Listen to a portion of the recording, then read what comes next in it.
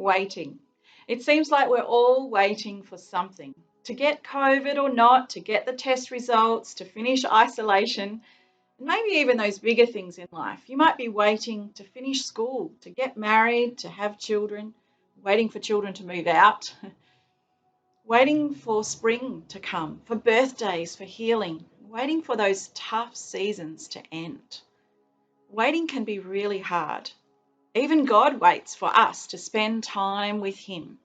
And we all wait for the end of our lives, for Jesus to return, whatever might come first. You know, those seasons of waiting can be really hard going. And people have written books about it. One of them is about liminal seasons, that time of waiting. And I read this recently, that there's a time of separation or ending of something, and then you might have this waiting time. So let me just read a little bit from this book. It can be a disorientating period of non-structure or even anti-structure that opens up new possibilities, no longer based on an old status or power hierarchies, but new identities can be explored and new possibilities considered. It's kind of a positive way of looking at waiting, that there's a time of reorientation, listening to the stories of the past and getting ready for what's ahead. And, you know, I read a book a few years ago when I was really struggling with a season of waiting, and that's what the book was called, Seasons of Waiting, Walking by Faith When Dreams Are Delayed. It's by Betsy Childs Howard, and I'd love to read a little bit from this book as well. So this one from page 88 talks about how God gives us what we need in the waiting time. God doesn't give us grace in lifetime supply. He provides it for one day at a time. And, you know, sometimes that's the challenge, but He's given us exactly what we need and what you need to flourish for today. Jesus sought daily strength from His Father. We read about that in Mark chapter 1, Luke chapter 5 and 11. Jesus expected God to provide what He needed day by day, and God promises that same timely help. And we get that in our relationship with Jesus. Hebrews chapter 4, verses 15 to 16 writes about that. For we do not have a high priest, that is Jesus, who is unable to sympathize with our weaknesses, but one who is in every respect has been tempted as we are, yet without sin. So let us, with confidence, draw near to the throne of grace, that we may receive mercy and find grace to help in our time of need.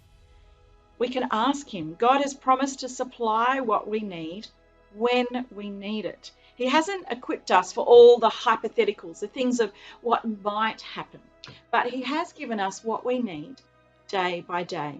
So C.S. Lewis wrote about this in a letter to Mary Willis Shelbourne.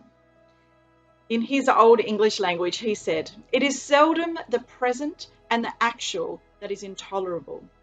Remember, one is given the strength to bear what happens to one, but not for the 101 different things that might happen." You know, you might have heard the term catastrophizing. Sometimes we worry about all the possibilities of things that might happen. And, you know, that kind of worry doesn't take away tomorrow's troubles. It takes away today's peace. That we start to worry about all the what ifs and not what is actually in front of us. Matthew chapter 6 verse 34 says not to worry about tomorrow, because tomorrow has enough worries of its own. You know, just focus on what is at hand for today. Somebody once said, 2 days we should never worry about: yesterday and tomorrow. We cannot live in the past or the future. We need to live for today. And that reminds me of the Israelites when they were given manna to eat each morning. It wasn't something that they would stock up like our toilet paper rolls and have for a long time. It was just enough for one day at a time. Manna came from heaven, that flaky food that they could have each day. It was no good to store it up except for on the Sabbath, but they would just collect what they needed each day to trust God that each night they would have full stomachs, even though their cupboards or their containers may have been empty and bare. I hope we don't have to wait 40 years like they did, but they trusted God each day.